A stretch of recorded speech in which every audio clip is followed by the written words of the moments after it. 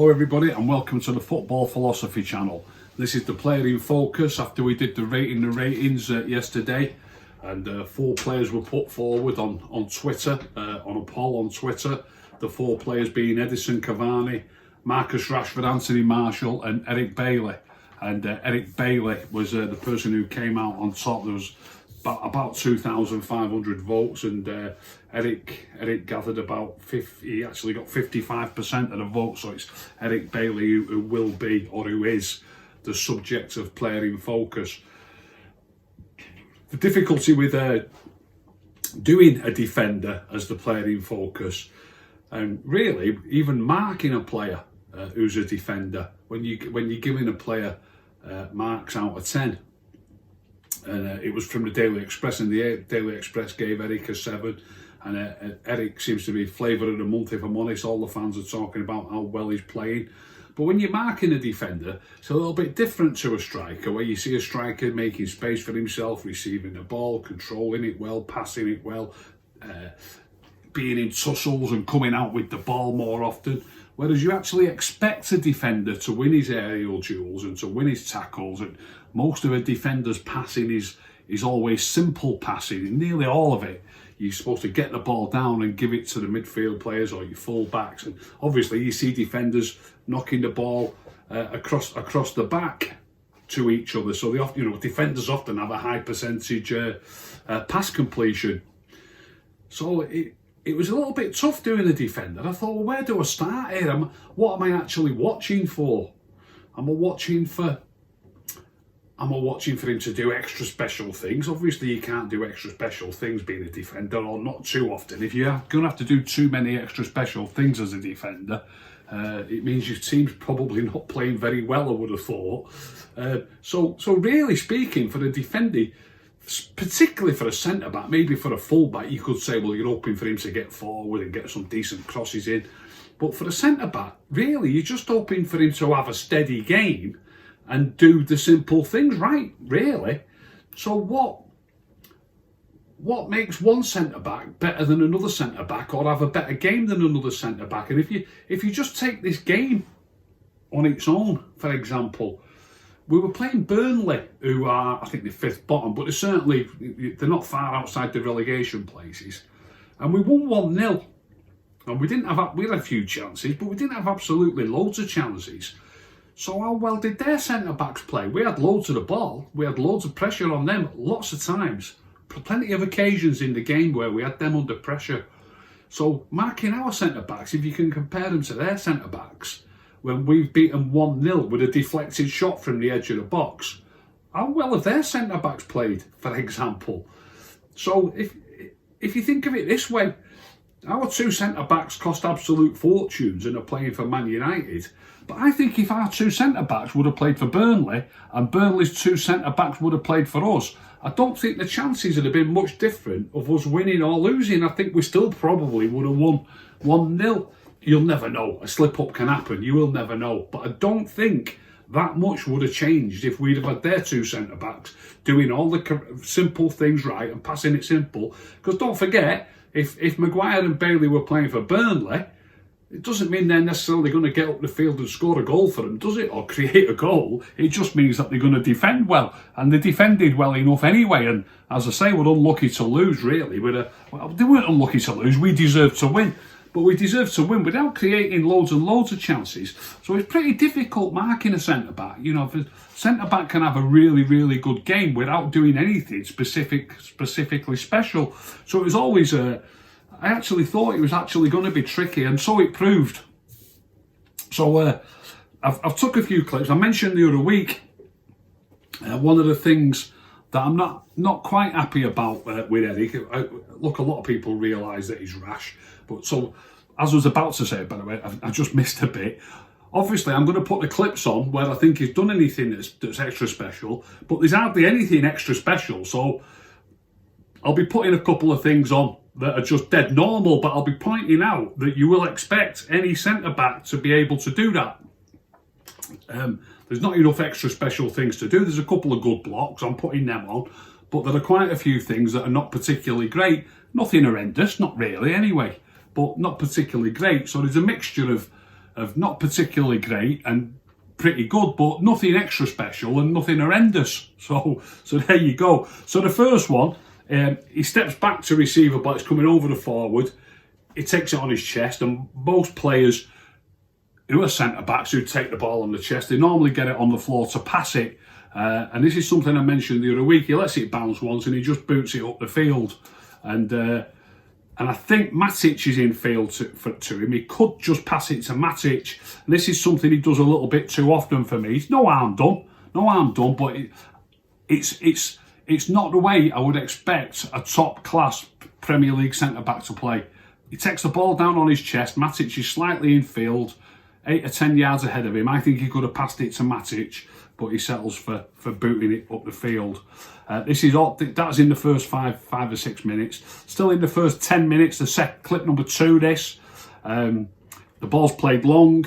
He's first to it. He hooks it out for a throw-in, which is fine, and then it comes back to him from the throw-in. That they take a throw and it comes forward again, all in the same clip. It comes to him again, and again for me, he's got time to take a touch on the ball and look for a pass. And again, he just boots it first time up the field. So twice, whether he's nervous to start with, I don't really think that's the case, because when I spoke about him a game or so back, I thought in the second half he booted it up a couple of times too often. So he did it twice in the first 10 or 15 minutes. And I'm speaking factually here. If you just want to believe that all United's players are great and they do everything right all the time, that's up to you. But if you want to look at it and actually understand and study it, you will realise, don't forget, I've had to watch this game back and study him. Even though I gave him a 7 and said he played really well, as soon as you watch the game again, so it's the third time I've watched it, and I'm actually watching him. I'm not watching a match, I'm watching him. And then you see even more. It's amazing the difference that it makes. So there's 2 there where he should have done a little bit better for me. Clip number 3, he gets a good block in. A lot of people were speaking about this block, and I'm not, again, people might say you're being nitpicky. I'm really not. Honestly, I'm not. He does get a good block in, but it's down to his own problem. It's down to his own positional sense. He's out of line. You can see the ball that's going to get played up. I think it's Barnes that he's marking just inside the box. And he's 4 or 5 yards out of line with Wan-Bissaka, Maguire and Shaw. He really has got to be up. He's inside the box with Barnes, and the other defenders are 4 or 5 yards outside the box. If he's up, what happens? The ball gets fed into Barnes, who I think it's Barnes, it might be Wood, whichever one, and he flicks it off to his partner, who gets a shot in, by which time Bailey's got round on the cover, managed to get the block in, and it is a good block. He does really well. But you're making the game difficult for yourself. Barnes is only allowed to be in the box because Bailey's marking him. He shouldn't be marking him. He should be up and in line with the other players. It's a very simple game, and the top defenders understand that. And there's a couple of situations like this. And number 4 isn't a clip. It's just a still photograph looking across the line. And when you look at the still photograph, it's pretty obvious. You can just see what's he doing there. He shouldn't be stood there. He should be out. It doesn't necessarily mean that the lad would have stayed there and would have come. It doesn't necessarily mean that. But the mere fact that Bailey has stayed back has allowed him to be so far forward. And that needs sorting out. Clip number 5, he chases the ball towards the right back spot. He gets it under control and slips and falls over. Lucky to get away with it. I don't know how he does it. I don't know if he's trying to turn to beat his man, but it isn't good. It's very, very clumsy. He doesn't get a free kick given, and Wan-Bissaka, and it's all a bit of a mess. But it's all to do with Eric slipping and falling over. And clip number 6. He loses a header to Wood. No harm in that. He's fantastic in the air. Wood is a big lad, but he sort of bullies him really. Wood just beats him far too easily. I don't know why. I thought Maguire could have took him. Could have took Wood. I think Maguire seems to be on Barnes a bit more than he should, and Bailey seems to be on Wood a bit more than he should. But basically, Wood just bullies him out of it and flicks it on. I think it's Barnes that races onto it into the box. The main reason I've put this on is that it's Maguire who's on the cover. There's a lot of this discussion going about, and I'm going to come to this in a bit on a different clip. A lot of this discussion going about Bailey having the pace to cover Maguire. But centre-backs cover each other, and you need to understand your own pace and your own strengths, be in the right position at the right time. So in this instance, all situations are different, but Bailey gets beaten in the air, and it's Maguire on the cover who clears it. The main reason I'm mentioning it is all this that's been spoken about pace on the cover. I think there's a good chance if this was the other way round, if it was Maguire who would have lost the ball in the air and Bailey would have swept it up and cleared it out of the box, I think a lot of people, maybe even on commentary, they might have said that's where it comes in handy, Bailey's pace. So, do you know what I mean? I think there's a bit of a myth going around. And when I say a myth, 90% or 95% of the fans and the pundits believe it. And if you watch that clip number 6, I'm pretty sure they would have said if it was the other way around, that's Bailey's pace for you, getting round on the cover and clearing the ball. Clip number 7 is a reckless challenge. I've seen him do that sort of thing a lot of times. The ball's in the air, he just runs and flies into a challenge in the air, and that's what I think is why he gets injured so often. I think he sometimes injures other players, or he certainly hurts them. And I don't know if he was trying to make it known that he's there because he was losing a couple of headers, but for me, it's a little bit too reckless, and I don't think he should have. You can't win every header. You've got to realise you can't win every header, and sometimes you've got to step back. If they take it down and start to play, fine. Or if they flick it on, you're there to get it. But it's a reckless challenge, that clip number 7. Clip number 8, as I said, I could put lots of stuff up that's just dead normal. There's a couple of decent passes, and I'm just putting this up just to show you. It's just something that you would expect any centre-back to do. Most of the stuff that happens in the game, like I just said, it's difficult marking a centre-back. I can't imagine a centre-back who'd get it wrong, but I've just put this up. The ball's coming out of their box, he steps forward from our half, and Bruno's gesturing to him. That gesture, when you go like that to someone on a football pitch, it means leave it to me. That's what it means. It's sign language. But Bruno's like that, but he ignores Bruno. He ignores him. He takes it himself. Bruno's facing the wrong way to start with, and Bailey's facing the right way, and Bailey takes control of the situation and passes it to Rashford. I've just put it. Look, it's as good a piece of play as I can put on there. So it just shows you how difficult it is, because you wouldn't expect any Premier League centre back to actually get it wrong, but he takes control of the situation and passes it to Rashford. Clip number 9. Now then, this is a good one. This is when I'm talking about the way he clears it. In a rash manner. Sometimes he just boots it when I feel as though he should get it under control. This is a great example because it drops to him on the halfway line. Maguire's to his left. There's a forward coming towards him. It's come from their end of the field, and he just tries to boot it back up, but he doesn't connect properly, and it doesn't go high. It stays low and goes straight to one of their players, and the pressure is on us. Now, I believe a really good centre back. And when I say really good, I just mean a Premier League centre-back. Because a Premier League centre-back is really good. There's thousands of centre-backs in this country. So a Premier League centre-back is a really good centre-back. Then you've got your extra special ones. But I believe a Premier League centre-back should be controlling that ball and passing it. And he's trying to volley it clear. And it goes straight to one of their players, and we end up under pressure. That's clip number 9. Clip number 10. This is about the myth that's going around. And even Gary Neville mentions it in commentary. Gary Neville says that shows you the combination that's necessary with somebody with a bit of pace playing with Maguire, how we can cover him. So I've got numerous things that I want to mention about this. The first thing is that would Gary mean that generally, because he might be talking generally, but if it means on this occasion Maguire couldn't get back and it was up to Bailey to cover for him, Maguire's pressed forward into their half to be marking his man. Whether these things are right or wrong are not really relevant. All I'm talking about is this thing that's going around about the extra pace. So Maguire's pressed forward into their half, as I say, rightly or wrongly. But as soon as it gets laid off to Goodmanson, Goodman runs past Maguire and Maguire turns to run back. But Goodmanson only takes one touch out of his feet and then passes it. It's impossible, once he's passed it, it's impossible for Maguire to actually get back and win that, because it's the ball that's important. I mean, you've got to get back in defence anyway, but don't forget it's the ball that's important. So it's impossible. I don't think, once Goodmanson knocks that ball out of his feet to a player who's further forward, the ball's faster than any man. Usain Bolt could not get back and get that ball himself. He can get back into defensive shape, but Harry Maguire gets back into defensive shape. So when you're talking about being on the cover, you're actually talking about getting the ball. And Bailey does get the ball. But loads of things to say about this. If he's talking about this particular situation, there isn't a footballer in the world who could have got back from Maguire's position and got the ball. Impossible.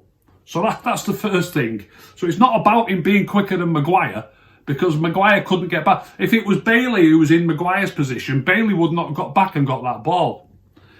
So forget that. But he might just be talking generally. He might not mean in that moment, but it does appear to me that he does mean that.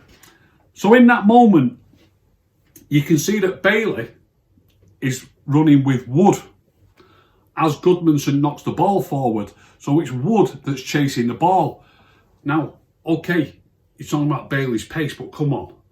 Wood's what is he, about 6'4", 6'5", fantastic in the air.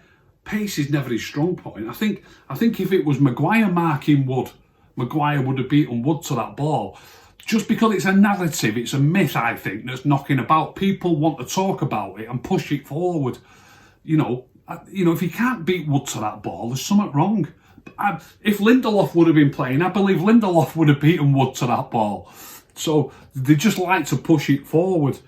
And that's clip number 10. So you can see all that on that clip. But something, I've put a still up for clip number 11. And this is another thing about positional sense. I've put a still up for number 11. When Goodmanson knocks the ball for Wood to chase, what's difficult to imagine when you're watching a football game is what somebody else would have done if they were in that position. And I've put the still up because it's looking across the pitch, and again you can see that Bailey's marking Wood and no harm done. He gets the ball, he takes it away from him, no problem. But there isn't really a need to be marking him.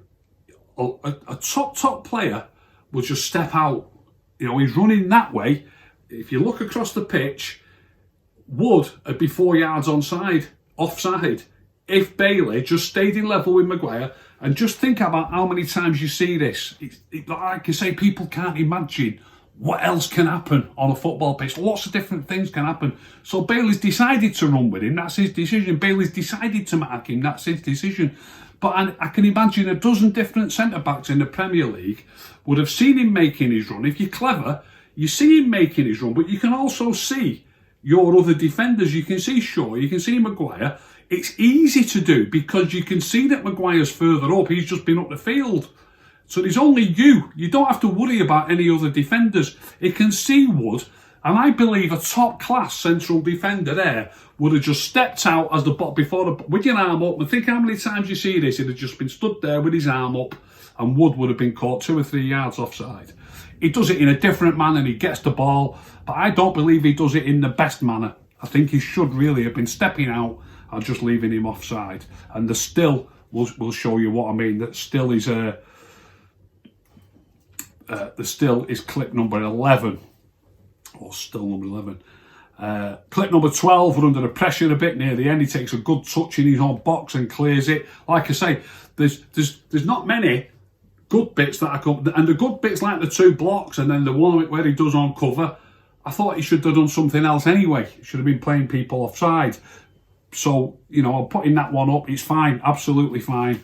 We're under pressure. There's nothing wrong with clearing it long there. And he does take a good touch before he clears it.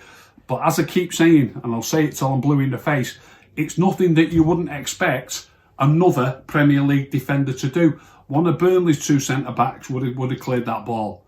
So when we're pouring out the plaudits for our players, and I'm looking at this video and I'm watching it, and You can't watch it with a fine tooth. I'm about to say, you go through something with a fine tooth comb, don't you? I'm watching it with a fine tooth comb, and I'm looking for bits, because if you're talking about somebody playing particularly well, you're looking for bits and pieces that you wouldn't expect other players either to do or to be able to do, and they're just not there. So there's another good bit, but it's not a good bit that you wouldn't expect any Premier League defender to do. Number 13. This is in there. This is a bit of interest, I think, with the VAR. It does me head in, this VAR, big time. This is a good bit. He's in line on this occasion, and he ends up getting a block in, which is another good block. Even though it's a good block, wait, if you watch the video, you'll see what I mean. He's got to try to block it. He's there. He just doesn't have to do anything special to do it. He just makes himself big and the ball hits him. But what I want to point out first, the ball gets played forward to someone who's offside. I've started the video with it on a still, if you like, before it runs on. And you can see that the player is offside and Bailey's in line with everybody else on this occasion, which he should be more often. So the lad is offside, and the lad lets it run through his legs for his teammate who's running on. So he doesn't touch the ball, but surely letting the ball run through your legs is being involved in the play. So the flag doesn't go up, and they get into the box, and Bailey has to run back, and he just happens to be there. He's not had to do anything special to be there. He just is there. He's run back into defence. It gets cut back, and he just makes himself big. I think it's Vidra shoots. It hits Bailey, and it goes behind for the corner, and they get the corner. And this is what I don't like about VAR, and how far can you take it back? I do believe that one day it might even be run by computers, I think, and they might just say, oh, that's not, it'll take a computer a second. It's not a corner, it's offside. But obviously they don't look at it if it doesn't end up in a goal. Here's my point. He makes that block, and it's a good block, but he is there and he's got to do it. He makes the block and they get a corner. Now, if they would have scored with that shot, it was only the last pass or the second pass ago that went through the lad's legs. I don't think that the goal would have been given at this. I'm not saying you can't think that. I'm not suggesting that for a second. I'm talking about VAR. What I'm not happy about VAR is, had they scored, I'm pretty confident it wouldn't have been given. They'd have looked back at it, the lad letting it through his legs, he's offside. I think it'd have been disallowed had they scored. Well, the fact is, excuse me, the fact is they don't score, but they get the corner. So how far do you take it back? It doesn't feel right to me. If they score from that corner, I know you got time to reset yourself, but it shouldn't be a corner. It should be offside. So I don't know when that'll go change, but it will.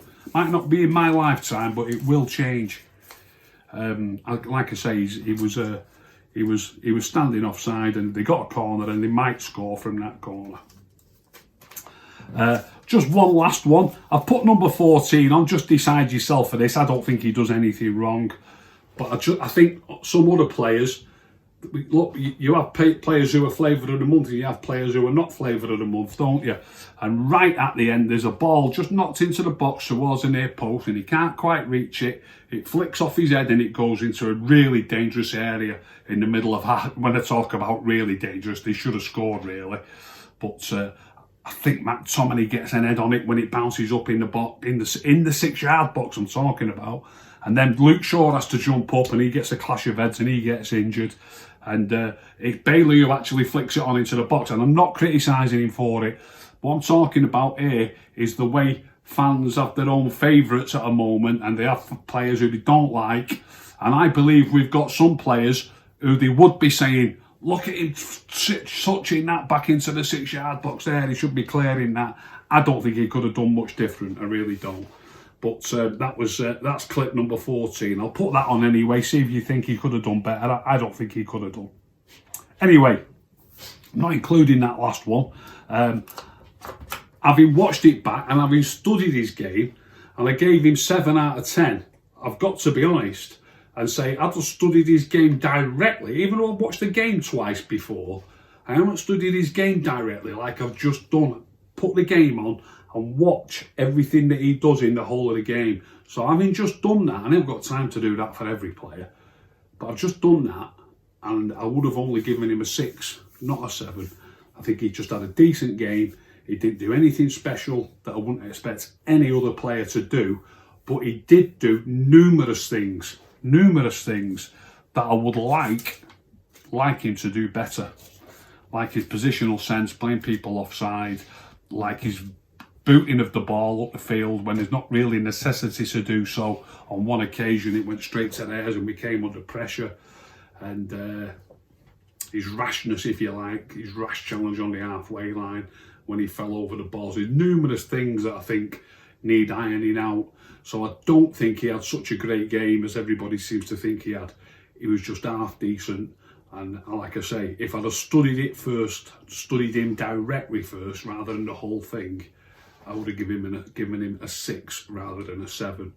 So I hope you've enjoyed that video. If you've got the game on record, have a look back at it and study him. If you, especially if you think I'm talking unfairly about him, because I don't think I am. I really do not think I am. I'll say it as I see it, and that's that. So I hope you've enjoyed that show. If you've enjoyed it, please tell all your friends. If you haven't enjoyed it, don't tell anyone. Keep stum.